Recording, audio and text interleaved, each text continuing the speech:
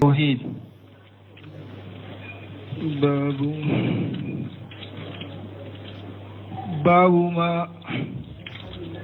باب قول الله تعالى إنما ذلكم الشيطان يخوف إلى آخر الآيات. وعن أبي سعيد رضي الله عنه مرفوعا إن من ضعف اليقين أن تهدي الناس بسخط الله وأن تحمدهم على رزق الله وأن تذمهم على ما لم يؤتيك الله. إن رزق الله لا يجر حريص حريص ولا يرد كراهية كاره. بسم الله الرحمن الرحيم، والصلاة والسلام على نبينا محمد وعلى آله وأصحابه وسلم تسليما كثيرا. سبحانك لا علم لنا إلا ما علمتنا إنك أنت العليم الحكيم. أستغفر الله الذي لا إله إلا هو الحي القيوم وأتوب إليه. اللهم انفعنا بما علمتنا وعلمنا ما ينفعنا وزدنا علما. biye araba suye hijriya bakilani kamenani ani binani ani wolon fula shahru saban minye hijra sankalo segina bisuinyo konotonai miladi nasarau kajjate ba fulani mugani woro sankalo folo bisunye o mugani seginai ambe dawra bu masjid raja ambo kono درسوا الشيخ الإسلام الإمام محمد ابن عبد الوهاب أكا كتابو كونو كتاب التوحيد بوندا منا كوني وللي من فلكاك أبورا شيطاني دفي نابا لشرا أكا جنيغوما آية منونا نبوندا إناني وآية التوسيري بأثر من كلامك أن أبي سعيد رضي الله عنه مرفوعا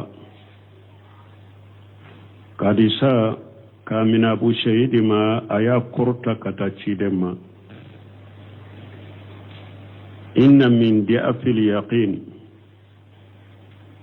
وبهدم دينك دنكن يلا فليلا أن ترضي الناس بسخط الله ika hadama dawun je nyine ni alaka dimi mana ika koke ka kofo mi ni hadama dawun be je ikoro na ya soro hari ogala dimi koro mo min ben nin ken nin bayira ika dankan yalla fulendo wa antahamadahum ala irjiqillah ani ni be hadama dawun tanu alaka garjage ka ni hadama dem minye eso iba alede tanu ibe nyina alako kafo ala de kera sababu ni ninye nindinema ninye sababu de doro ibe nyina ko iba alaide tanu ka ke komi nema imbora alede fe I hakili bebo alala sino abe fo sarahula hada maden na ye fenkiye ka barikada ka fo ka barikada hadisa in kantoma ni ala adoko ni nema bora ala defe me min fana fule ka ke sababu in ka fana fo ka barikada bashi tola me kanyina ala ko ka le barikada ka ke komi nema in bora ala defe ode limaniya ode dankaniya Allah fuliye wa anta jummahum alama lam yutika Allah ani abe dankani Allah fuli la fanaika hadama daw lagosi fenka mini alama di ema ni alame garjage ke mogo min ku ama eso ana nayni mogo la sisa yenni so ama ese doron iban nani iba lagosi o ye dankaniya lafuli de parce que n'i y'a ye e ma dɔ sɔrɔ a bolo ala de ma latigɛ a ko fana inna irji'a allahi la yajurruhu hirisu harisi ko ala ka garijɛgɛ kɔrɔtɔbaga ka kɔrɔtɔ tɛ se k'o sama maana ni e yɛrɛ y'i yɛrɛ jija cogo o cogo ko i ka ala ka garijɛgɛ in sɔrɔ ni ala ma latigɛ e ka baara ni e ka cɛsiri t'a to n'i bɛ garijɛgɛ in sɔrɔ wala yarudduhu karahiyatu karihi konibaga fana ka koniya tɛ ala ka garijɛgɛ sagi ka bɔ mɔgɔ ma ni ala fana e nɛɛma k'i garijɛgɛ de mɔgɔ o mɔgɔ ye o garijɛgɛ in kɔ ka bila konturu la cogo cogo a tɛ se ka garijɛgɛ in bɔ i bolo n'an donna ibnu simin rahimahullah ka sarahu kɔnɔ qawluhu fi hadisi abi shahid radiyallahu anhu na ko abe abu shahid ka hadisara la ka je ka ba ma inna min da'fil yaqin min lil tab'id wa da'fu diddul quwwati min tab'id dero mana dankaniyan do abe dankaniyan do la fulila abe dankaniya kala fuli dola dafu fanga tanade do lafu wa yuqalu dawfa bi fatihi dadi aw du'fa aw dawfu bi dammi dadi aw du'fu bi dammi dadi dawfa besaka kala ka dadi ke fatahaye abesaka kala ka ke dammi وكلاهما بمعنى واحد وفلا بمعنى كلده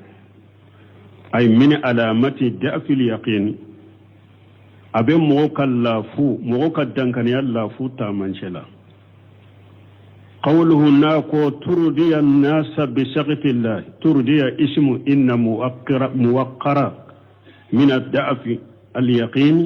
خبرها مقدمة وتقدير لأنه مني إن إرداء الناس بسخط الله من ضعف اليقين كهذا مدون جيني ني على كدميه ويدن كان يلا فلده قوله ناكو بسخط الله الباب للإود يعني أن تزل إودا إرداء الناس سخط الله فتستبدل حاجة بحاجة فحاجة من دافع اليقين باو للإود فللي مانا إكا على كجين فلي هذا ما دون كجيني هذا ما دون كجين على كجين فلي هذا ما دون كجيني لا مانا هذا ما دون كجين كرو دورو هذا على كدمين كرو من كفين فون كفين كي هذا ما دون بجين كرو تشومي هاري ني على بدمي ala ka dimi de fale hada madon ka jenyi purun kar hada ala ka jenyi ne de uyo fale hada madon jenyi ne la ninye dankan yalla fuli de wal yaqin ala darajat al iman dankan yalli man yakka daraja kurota lende ye dankan yayi wa qad yuradu bihi al ilm dankaniya bɛ se ka fɔ yɔrɔ dɔ la laɲini ye dɔɔni de ka fɛn dɔw kama taqulu tayaqanitu haja shay'a ay alimutuhu yaqina la yatarihi sakku abe komi ne b'a fɔ nin ko in ne y'a dankaniya n dankanari nin ko in ye a laɲini ye mun ye ne ye nin ko in dɔɔni dankaniya ye si ka tɛ min na فمن ضعف اليقين أبدا كان يلا فريلا أن ترضي الناس بسخط الله إك هذا ما دون جيني على الدمير إنك إذا قفت الناس أكثر مما تقاف الله وبك وقت الجمعة ni esrana hada ma dun ye kateme ala yereka ni hada ma dun sira ni hada ma de ni esrana hada ma dun ye kateme ala yereka ibe hada ma dun den je den ni har Allah kadimi ko wa haja mimma ubtilat bihi al ummatu al islamiyyah al yawma Ibn Usaymin ko ni nye ko de ala ye silama manton la jarabini nin ko nye bi fatazidu li insana yaji'u ila shakhsi fayahmaduhu ibe mogo do soro sisa abena mogo do ma abatanu wa qad yakunu qaliyan min haja limadhi iba soro bake kamin tanu ka koko ka tanu na iba soro shitala abatanu abena tanu ni ko mununye iba soro o shita tigila o kosugun asima sabata tigila wala yubayyinu ma fihi min uyubi ma tigil lebu munu ma tigila fana atowulu bange abena mogo do tanu ni ko doye ko munu akelenta tigila abe sagi fana lebu munu ba tigila atowulu bange wa haja min an-nifaq do semi ko ne ni nye mogo min bolo ni nye munafiqiyade ebena mogo tanu ni ko doye ama munun ke yere o jogo tala yere ibatanu ni jogo doye ulu tala yere lebu munum bala fana ni bu ulu do ite ulu bange inya munafiqiya de walaysa min nusuhi wal mahabbati ninte kunnan jaye ninte komi ya tigi kanu bal nusuhun kunnan janye munye an tubayyana lahu uyubahu ika hada maden kan lebu bangaye ليتلفاها ويهترج منها ليتلفاها قريموني كنا جاي مني هذا مدين كالليبو بانغا يدي فرانا الليبو نونون دلا ليبو منبالا أنا ولي أنا دلا ويهترج منها أنا يرقل سما كنا جاي نيندي كمو كالليبو بانغا يدي pour ana kal lebu nunun dila ana yire kolos akal lebu ma wala basa an tuzkura lahu mahamidahu tasjiya ija umina fi zalika min alqurur bashi tala tanuni fi munun bala bashi tala ika ulufo aye pour ka encourager ka courage dama me o yere sarti bala ni hakili sigile no dalen bala ka fo tanunu infanate yere marasa dwala men ni yere yado ninye mogo min tanwanyana tanunu be yere marasa dwala ka kaba yere la imman ko tigi tanu anyana parce que o tigi be chiali de do akola qawluhu nako hadisa kono wa anta hamaduhum ala rizqillah aninu ibu tanu alaka garjageka alhamdu وصف المحمود بالكمال ما المحبة والتعظيم حمد كريموني ibe mun tanu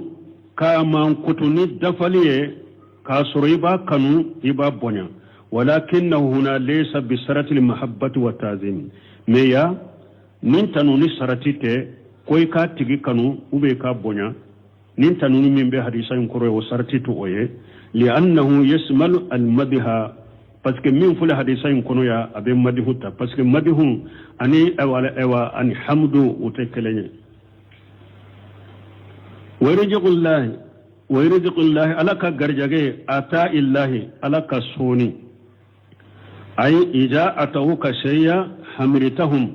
wa nasayta almusabbiban wa huwa Allah la nyine munye ni hadama donye e sodoro ibutanu ube nyina sababu kela ko minya alay ube nyina sababu kela ko minya alay hadama de minya sodoro ibu ode tanu kanyina alako walimana antejara alhamda kullahu lahum la nyine mun ekbi katanu nimbeke hadama deunde mutanashiya bizalika almusabbiban wa huwa Allah nibu ire nyina sababu kelayin ko minya alay falladhi ataka sababu faqat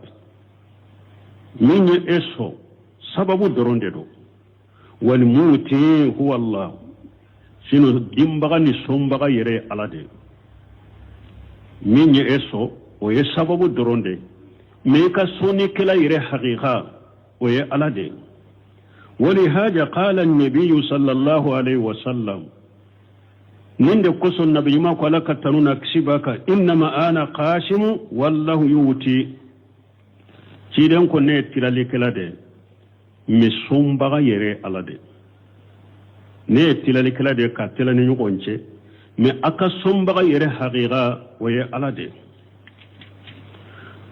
أما إن كان في قلبك أن الله هو الذي من عليك بسياق هاجر رجغي من ناب إد سكون كنو كافو على دي فنن شريا كيكا كننغر جاگه سمكنا إما أبور على دي في على دي كرا سبب كننغر جاگه سمكنا إما ثم سكرت الذي أتاك وكف من يسويا بركدا فليس هاجة داقلة في الحديث ننتدو حديثين كنو parce que ciden ko hadisa sahalen kono man la yashkuru nasa la yashkuru Allah ciden ko ni mugo munte mugo barikada na te saka mugo ka barikada o tigi te saka la barikada mana ni e ire ya do karsa fule kana min di nema karsa fule kan nema min kenne ala de yen nin garjaga ni nema sama kana ma o ko fe ya tigi barikada bashi tola o te do hadisa in kono bal huwa min as-sarai bal wa yasriya yerede ni hada madenye nema kiye kado de makiso ala ta ko fe e yere bado ala de garjagen sama kana ima me katigi fo katigi barakada wa yasriya yerede li qawlihi sallallahu alaihi wasallam ciden ka kuma ko sala ka taruna kishibaka man sana ilaykum ma'rufa fakafiuhu ciden ko ni mo min nyumanke awye ayati gisara فإن لم تزدوا ما تكافئونه به فادعوا له حتى تروا أنكم قد كفيتموه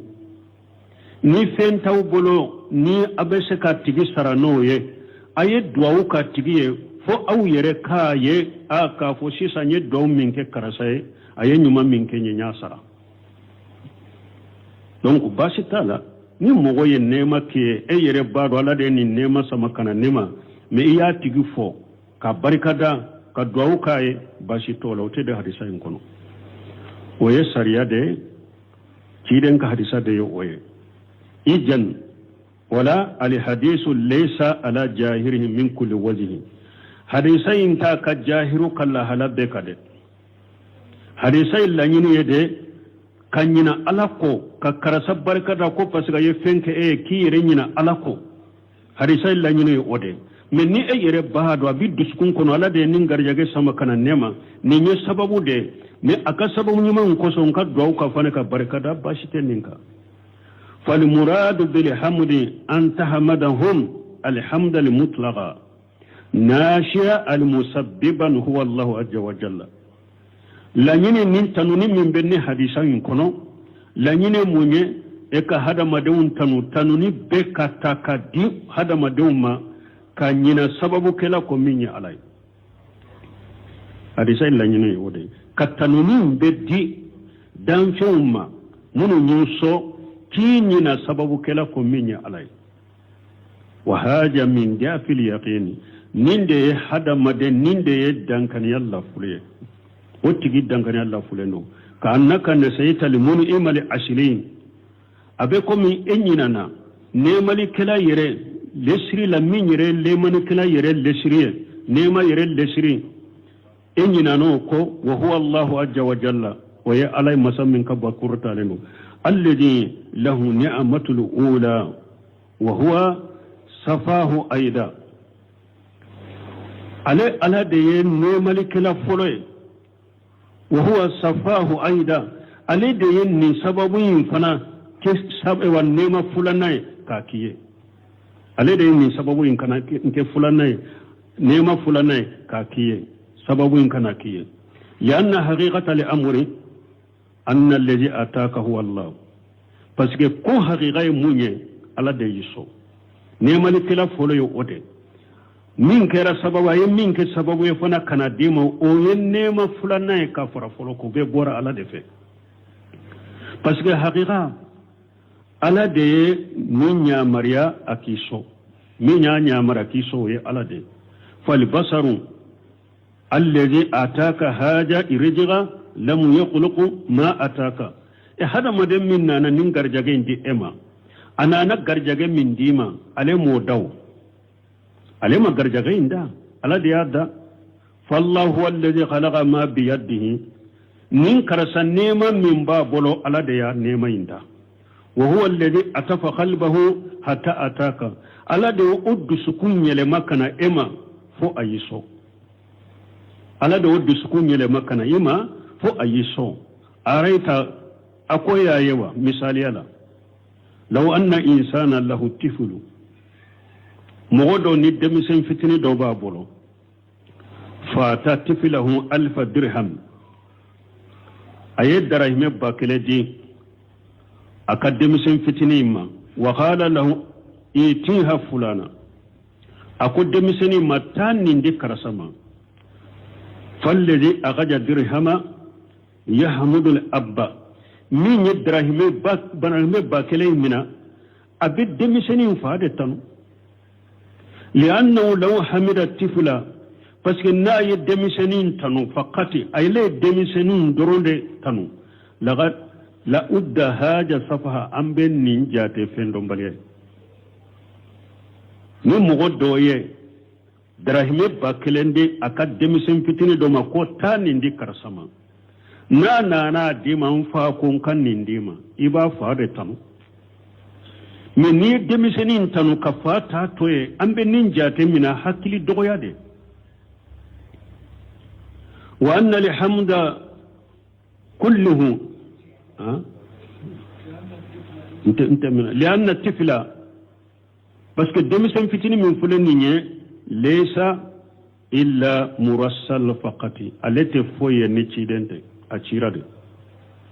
demisen inte foye ni cidente ale cirade doro kata dima donc ni ale tanu kanyina fako o ye fendo mbaliya ni hakli dogoyay wala abo cogodela hada made fana nana eso ka garjege do dima ka nema do dima ala de yaci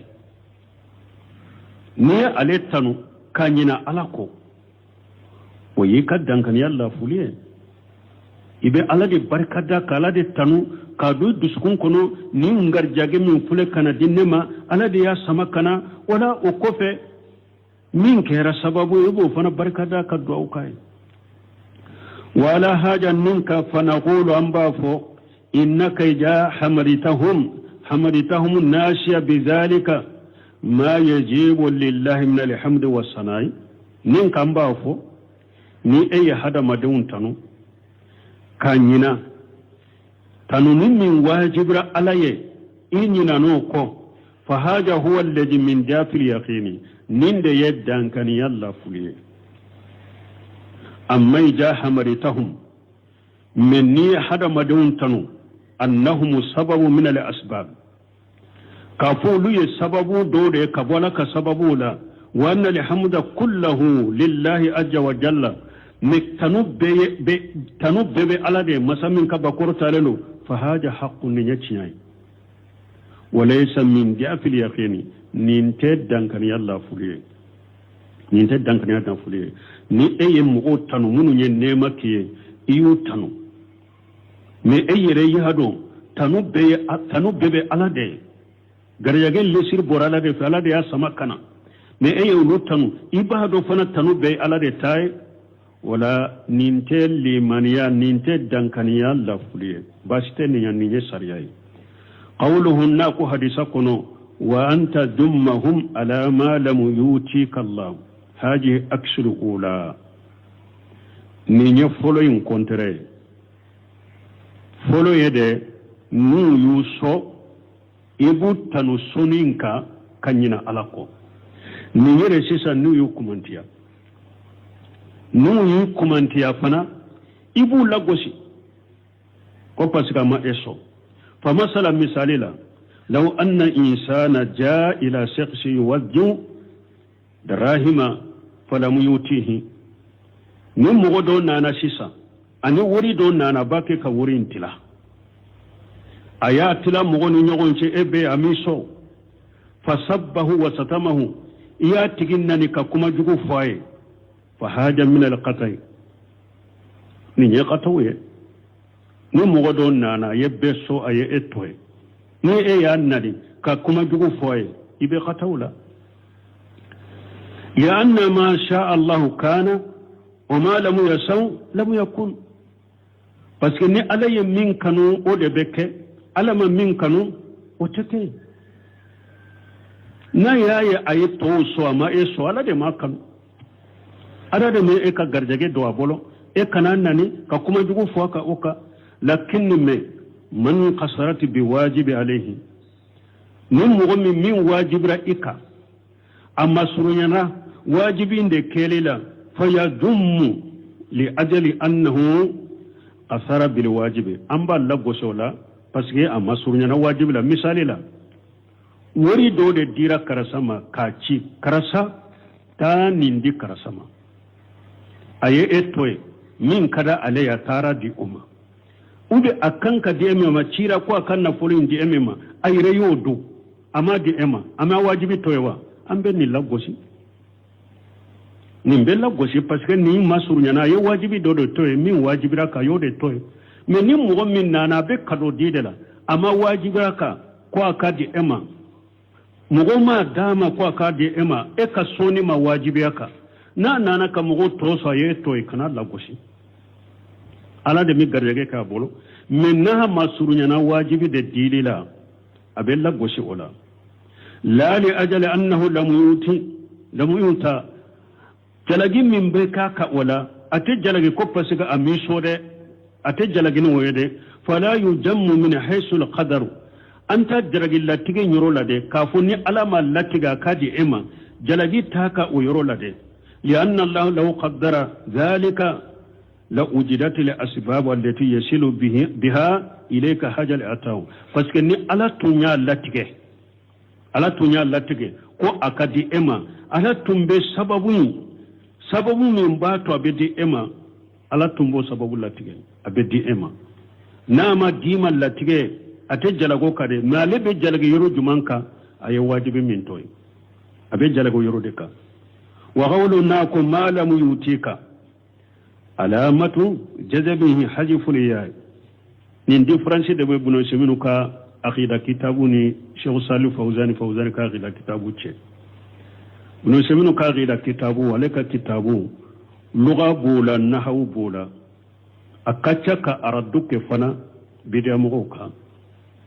mais Sheikh Salih Fawzani ka aqida kitabu sarhul basit ulukanno al mubtadi'ina munun buka kalan daminala uku Fawzani ka aqida kitabu sarhu o kannugo munun kalan damina todo Fawzani de ka kitabu kannugo abekum bin sumunu ka kitabu ko nina ka sarhu be kalan bawde munun wa ngabasiraw kalana lugaw bola nahaw siraw bola aradu bola mais Cheikh Salih Fawzani bake basitu ale takannugo niya ka iyanatul mustafidu laje ani brewseminu ka kitabu tawhid min fulani ne iyanatul mustafidu kan ko ne niye Sheikh Salih Fawzani ka aqidatu wasitiyal laje sarahu ani brewseminu ka aqidatu wasitiyal sarahu Sheikh Salih Fawzani ta kan no wai me basoro aradu ka chab bidamu ka bo brewseminu de ka aqida kitabu kono أكو علامة جزمه حذف الياء والمفعول الثاني محذوف لأنه فضلة وتقدير ما لم يؤتكه لا ينودي ناكو ما لم يؤتك ما لم يؤتكه كم وجل جفنك نام من ديما قوله ناكو إن إرجق الله لا يجره فرس هارس ولا يرده كراهية كاره هذا التعليل لقوله أن تحمدهم أو تجمهم ننكما دلولين بي ننكما سبب يموني مانا ناكو كمغو تنو وكسونيكا أني كمغو لغوشي نموسو ni ode sababu fulen ninye parce que ni yaye eye ewa nonun tanu e ka korto ani ka kanu kana na folema ani e ka kanu ubolo wote se kala ka garjage sama kana ima ifule ka munu fana lagosi ko imuso ewa ni ala tunya latige ko ebu sode ebe garjage alade hari ni ale ya kokwa kana dima chogo choga tumbadi ale ka koni yan tunte suka garjage mbali ima wani jagullahi atawuhu alaka soni lakinni hirisul harisi min sababihi bila sakki me kurto baka ka kurto mana chesiri ba ka chesiri katala ka garjage nyinina la sikatala chesiri ani kurto kata garjage nyinina garjage sababu do sikatola e yere ke jija ki chesiri garjage nyinina puri ka soro garjage soro sababu de ye chesiri ye fa ijab bahatha ani rijghi wa fala li asbaba ni e garjage nyini e sababu ke فإنه يكون فعل لأسباب الموجبة للرزق أي سببه كسبب منبا توني بغرجاك سرو لكني ليس المعنى من نمانة أن هذا سبب موجب مستقل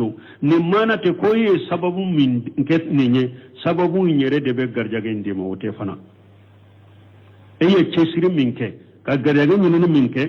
sababu de do garjage soro lela mais ale yere tesga garjage ndima ikodo wa inna ma alladhi yarju huwa Allah ta'ala nimbe garjage leke oye alade ala min qortaleno wa kam min insan yafalu asbaban kathiratan lirizqi wala yurju hada maden chamambe aye garjage soro sababu chaman ke ma garjage soro hada maden caman be jamana min be na mata la kata wurin la bara min be bara dagale min be na ma ke garjage nyini sababula akadogo na ma garjage amma fen soro mo caman ye garjage soro sababu caman ke ma garjage wa kam min insan hada maden fana kacha yafalu asbaban qalilatan fayurjagu abe sababu fitini ke dora be garjage so o fana kacha mo kacha nu be garjage minis garjage soro sababu chaman ke ate garjage mo kacha fana na be sababu fitini ke doro garjage soro sababu fitini abe garjage wa kam min insani yatihi rizqu biduni sai aw hada maden chaman fana be garjage bena makasura mabara yere o fana be koy mogo caman fana be abe garjage soro ka soro ma barake misali la kama law wajada irikaja fil ard misali la ni mogo min nana sanu dugu jukoro itara bila sanu dola dugu jukoro irikaje munye jahilu ka tawa jahilu be min do dugu jukoro mana jahiliya tilela iba soro doya ka sanu chama aya lasago yoro dola ka dugukolo se kabilala asara kato ube anyinana yorola nana bilo ka dugu jukoro ba fode mayri kaz yoronin kele be se kake setigi ka sorema barake aw mata lahu kharibu qaniyun yarishuhu garjage suru sababu doye fonema barashike ka balima suru dobe fatu na folo batigido iba kaciyeta ibe ken na folo tige wa ma asbaha zalika ani nunu na nyogono isigile dobe se kana million tandima isigile dobe se kana million kemedi isigile mayma foyike mo chaman fana be na ye garjage soro ka surale ma bara yereke mo chaman be ye garjage soro sababu chaman ka magarjage mo chaman fana be ye sababu fitini ka garjage na wala nimba iralla ko garjage yere ala de tago ko munum be ke wulu ye sababu de dro wa qawluhu wala yarudduhu karahiyatu karihi ay inna irjiqa allah alaka garjage ija qaddara lil abudi ni ala ya allah tige ko hada madembe garjage min soro fala yamnahu anhu karahiyatu karihin ni mugo yo ko yi kanu garjage soro chogo aleka koniya tese kay bali garjage soro jira aka koniya karasa fule ni nema min fule kanyesi karasama nin garjage min fule karasama ne tafi aka soro no tigi yo ko chogo ni ala ya latige ko abedi emade a shetala aleka koniya kanasa ka koniya karasa kana nin soro aleka koniya inte sagi balala ka garzaga imma fa kam min insani hasadahu an-nas hada madan joli joli be ni mugo ya hasiriya wa hawalu man yarjiqillahi uya alla nyini fanaka alaka garjagin kumantiya la kana soro fala mustatiu ila zalika sabila umasira siro katama o mugo joli joli be hasiri joli joli be mugo joli joli be ni mugo yi hasiriya unya be nema minya ibolo ube uya do nema minye silim bima uyu ka fere bede tige puru nema in kana se ema ka tige sirala kana se ema mu mashe o mugo kacha wala balmo ninye ni hadisai wala ni hada madenye nunun do kafo garjage be ala de tay jiya ka ko ye sababu de ni mugo min nana en nema ayen nema kiye chogo chogo al akanato alebe nyuma ya minkiye alebe garjagali minkiye o kanato ko ebe ta je nyini ni ala kadimi iga la ta de fo ibe chinya de fo ni mugo ye nema kiye chogo chogo kiso chogo chogo ale kan nema na ka soni kana ke sababu ka e samaki bila kodo kele la min ni ala be dimi parce que ikado ale ka garjagali na kan nema min fulani sababu dorondero ala de ye asama kana ema ala de ya dusukun sagi kana elema ala de ye ewaye kanu do dusukun kono ala de ka hinna do dusukun kono na yiso donc e kado ka garjali kala haqiqa ala de alete ale sababu doronde bonni ale ya ka sababu tige fana abi dusukun kono ku garjali kala ala de sababu wore be no be sababu wore tana ala be sababu wore nati emaw mimbe e ka e garjage ewa ka fo mugo fana aya ka ewa deme atumbe ko kuye ayo tige kana tigi ko e balla gosi parce que tumbe njuma ya kenya tumbe nin ko inke kenya aya tige e ya koni yani oye kadimi akoroni oye iba lagosi ni sigira yoro mi ba korfo ay oye kataw ye bolo ikaddan kan yalla fulendo ami ikumante ka wajibi ma ale yere da ya ta yere ma ba ke na ajora aya ta tige ikana ale lagoso ka ala de ya latige ale kajo ala de kala tige do kana ale jalaga ka ale tunye sababu doronde ni ala ya latiga ka dan yoro ma ba da yoro de la mais ni otigi itara otigi ko ode ka dima koro ki datige la yere ko pasika tumbe nyuma ya minke ya tige ikaddan kan yalla fulendo wala an kan nonun do tauhidi kono donc nanye nonun do tauhidi kono doro an ka dina lasili nan ka dina keli de fotan surala munye jamana nyere kono munye karamogo chama nyelema nan ne nan yuro ka faranfasiya munye karamogo chaman dala ka yelema munye karamogo chaman ka tasiraw yelema hada maden jenyini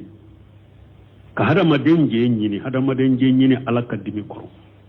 sino mogo chama jamana yin kono o ka wajilu folo o kan na kun folo dogo bayin kono ya o ka wajilu betum betta hudini sunnani bidiya keleli de ka anyi shirku keleli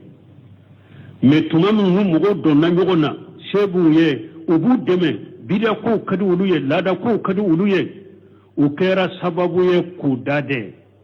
ka bo bidiya folima ka bo shirku nan karlima ka bo tauhidi folima ufana farala mugo to ka bebe chogomi ufana ke wo chogola demun kana tigenna balmo wo yemmo chama de trompe jamana yin kono chama ne tombe ala kola dina kola ibe mo min kalama doro ale ka dala ka umbe yelema ale ka ke chogo ibe yelema hada maden jenyini donc ode ya to wakati gamba fo karamogo yere dina nyemo yere fo an yere de ka tauhidi famu folo an ka dina famu folo e ka ala ka jende nyini abena hadisa law ay ka ala ka jende nyini ni hada maden ya ala ka je nyini hada madon dusukumbe ala de bolo ala bu dusukunje yikoro meni hada madon je nyini ala ka dimi kono dusukumbe ala de bolo de abe dimi koro abe hada madon la dimi koro donc an kan nin tawhidin yoron an kan nunu famu de mogo be joyoro kiye ado sababu doronde do ne ale fana kabara ka sababu de la ne te se ka fen fay na be ba ni ne ko ka min ka boke ni ne ko ka min fo aboke ayere bado ne be min ka yewo abe sira otigele koro jonye atige ke ala de sama kanayo ni ala ye e boye e bora ya la tiga e bora e nyogo na keme bakele be ala bolo ni mo mi nyen ndo ni dina la sirbe dala kanse yelema ike chogote yelema e ba foni ala e ba keni ala e ka garye be ala de bolo e wa ala tilala ka ko la pew aha. وعن عائشة رضي الله عنها أن رسول الله صلى الله عليه وسلم قال من التمس رضا الله بسخط الناس رضي الله عنه وأرضى عنه الناس ومن التمس رضا الناس بسخط الله سخط الله عليه وأسخط عليه الناس رواه ابن هبان في صحيحه. وأن عائشة رضي الله عنها كارثة من مؤمن بما عائشة لك جيك بما أن رسول الله صلى الله عليه وسلم قال ko alaka cida alaka tanuna kisibaka ko man litamasa irida Allah bi saqti an-nas koni mu'min alaka je nyini hada madun ka dimi kono aradi Allah anhu warda anhu an-nas ala be je koro abe hada madun je koro wa man litamasa irida an-nas bi saqti Allah meni mu'min ya hada madun je nyini ni alaka dimi de شغط الله عليه على بدمي كرو وأسقط عليه الناس أبي حدا مدون أبو دمي كرو ني حديثا أنا نانا تقول شامنا شغل الإسلام بن تيمية كو من أراد الله بسقط الناس كفاه الله مؤونة الناس ومن أراد الناس بسقط الله لم يغن عنه شيء هذا اللفظ المرفوع شغل الإسلام بن تيمية كو حديثا نانا تقول شامنا أقول لفظ من مرفوع كتاتشيد من كوتشيد نيافو ويد من أراد الله بسقط الناس نمو من ألك جيني نحن مدون كدمي كفاه الله مؤانة الناس على بيوسا كبو هذا مدون كمسقما هذا مدون تورا على بكسوما ومن أراد الناس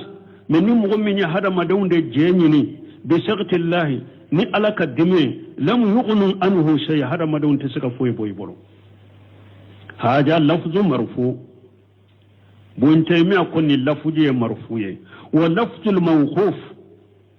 akul lafju dobe way mawqufu mana an ba shi to yere da yofo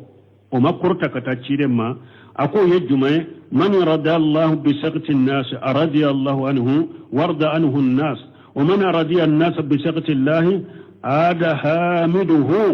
من الناس له جامة أكون نيجي موقوفيا كوني مغميني على جيني هذا مدون دمي على بيجي كرو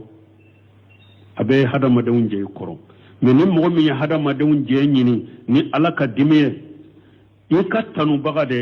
أودي بلبا كي لغوشي يتنو بغا أودي بلبا كي لغوشي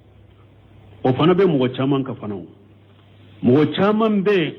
nu trompe ki bila kuma do foli la ku bila ke wala do kele la nu be do yoron munu ni fe munun kiye ulu de labana fana wila gosi ko ne tumba ko re ne akasi sama ulu de be labaki la gosi tuguni bo ni hadisa sababu bala tumamu muawiya akera nyemaye silamaw nyemaye de ayelle tri sebe katamba shetuma ko ale kera silamaw nyemaye akera masake ko amba shetu ka wasiya kando ke ale me akana ajanya de akabila sirali do ne si hani bila sirali do kai me akana ajanya amba shetu ye ninde sebe katama woni ato tumami Sheikh Salih Fawzan fawyan sarahu ako famaw nyemaw makobe ni yoroni ra kosobe kana fo ko ibe hada madun je nyina la ka dimi korode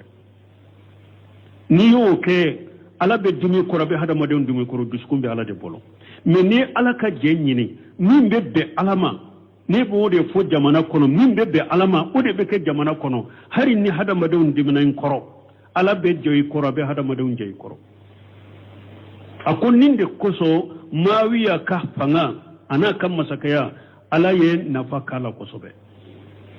parce que ale be fanga ta wakati ma yasoro fitina ba de be silamaw ni ɲɔgɔn ala ye fitina in ba ni akam marali ana ka hakili na kam marali cogo sababu ye ka silamiya dɛmɛ n'a ka sababu ye a ka siyasa na ka mara cogo ɲana kosɛbɛ muawiya donc an b'a setu ye nin kuma suruma de bilama a ko ni ciden ko ni hadamadenw je ala je ɲini hadamadenw dimi kɔrɔ hari hadamadenw ka dimi kɔrɔ min kadi ala ye b'o de fɔ min kan bɛ kadi ala o de bɛ kɛ jamana kɔnɔ bɛɛ ka dimi kɔrɔ yɛrɛ ala bɛ je i kɔrɔ bɛ hadamaden je i kɔrɔ mais ni hadamadenw je ɲɛ de ɲini population majorité laïcité démocratie population ni population la ɲini min ye min kadi population ye o de ka fɔ min kadi population o de ka kɛ o man di ala fana o bɛ ala dimi de n'i y'a kɛ ala bɛ population ala bɛ dimi kɔrɔ a bɛ population la dimi kɔrɔ lettre in sɛbɛnna ka taa faama de ma fɔlɔ dɛ masakɛw ko janto ni yɔrɔ la awa a bɛ hadamaden kelen kelen ta fana hadamaden kelen kelen e karamɔgɔ e dɔnnikɛbaga e alimami e wajurukɛla n'e ko e k'a kɛ hadamaden jɛ ɲini de ye i bɛ mun sɔrɔ i bolo kuma duman ka ala ta to ye ka ala ta fɔli to ye ka kɛli to ye k'u bɛ hadamadenw jɛ ɲini dusukun ɲala de ta ye koyi ala bɛ dimi kɔrɔ a b'o la dimi kɔrɔ mais ni ala ta de fɔ ka ala ta de kɛ mɔgɔw bɛ se ka dimi kɔrɔ de fɔlɔ de mais ala bɛ jɛ kɔrɔ a bɛ mɔgɔw jɛ kɔrɔ est ce que hadisa in saraw bɛ se ka fɔ bi a saraw tɛ se ka fɔ bi ni ala sɔnna ni ala ye wagati wɛrɛ yira an na ni hadisa in nafa ka bon kosɛbɛ an b'a ala deli ala ka dersi wɛrɛ yira an na inshallah subhanaka allahumma rabbana bihamdika ashhadu an la ilaha illa anta astaghfiruka wa atubu ilayk أعوذ بالله من الشيطان الرجيم بسم الله الرحمن الرحيم كتاب التوحيد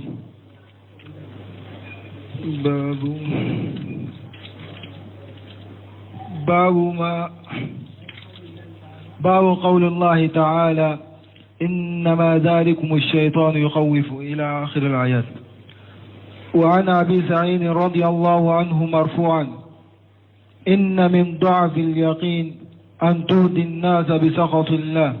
وأن تحمدهم على رزق الله وأن تذمهم على ما لم يؤتيك الله إن رزق الله لا يجر حريص ولا يرد كراهية كاره. بسم الله الرحمن الرحيم والصلاة والسلام على نبينا محمد وعلى آله وأصحابه وسلم تسليما كثيرا سبحانك لا علم لنا إلا ما علمتنا إنك أنت العليم الحكيم أستغفر الله الذي لا إله إلا هو الحي القيوم وأتوب إليه اللهم انفعنا بما علمتنا وعلمنا ما ينفعنا وزدنا علما biye araba suye hijriya bakilani kamenani ani binani ani wolon fura shahru saban minye hijra sankalo segina bisuinyo konontonai miladi nasaraw ka jate ba fulani mugani woro sankalo folo bisunye o mugani segina ambe dawra bu masjid rajawa mbo kono درسوا الشيخ الإسلام الإمام محمد ابن عبد الوهاب أكا كتابو كنو كتاب التوحيد بوندا منا كوني وللي من فلكك أبورا شيطاني دفي نابا لشرا أكا جنيغوما aya munun na bonda inanye o aya tawsiri bi asaru min kalananka an abi sha'id radiyallahu anhu marfu'a kadisa kamina abu sha'id ma aya kurta katachi demma inna min di'afil yaqin wa be hadama denka dankan yalla fulila an turdiya an-nasa bi saqtillah ika hadama dawun jenyine ni alaka dimi mana ika koke ka kofo min ni hadama dawun be je ikoro na ya soro hari o be ala dimi koro mo min ben nin ken nin bayira ika dankan yalla fulendo وانتهمدهم على إرجق الله أنني بحدم دون تنو على كغرجك ني حدم دم من يسو إبا على تنو إبنينا على كو كافو على دكيرا سببو نين دينما من سببو درو ibe nyino ko iba alayde tanuka ke komi nema imbora alede fe I hakili be bo alala sino abe fo sarahula hada maden na ye fenkiye ka barikada ka fo ka barikada hadisa inkantoma ni ala adoko ni nema bora ala de fe me min fana fule ka ke sababu inka fana fo ka barikada basitola me kanyina ala ko kale barkada kake komi nema imbora ale de fe ode limaniya ode dankan yalla fuliye wa anta jummahum alama lam yutika Allah ani abe dankan yalla fulila fanaika hadama dawla gosi fenka mini alama di ema ni alame garjage ke mogo minku ama eso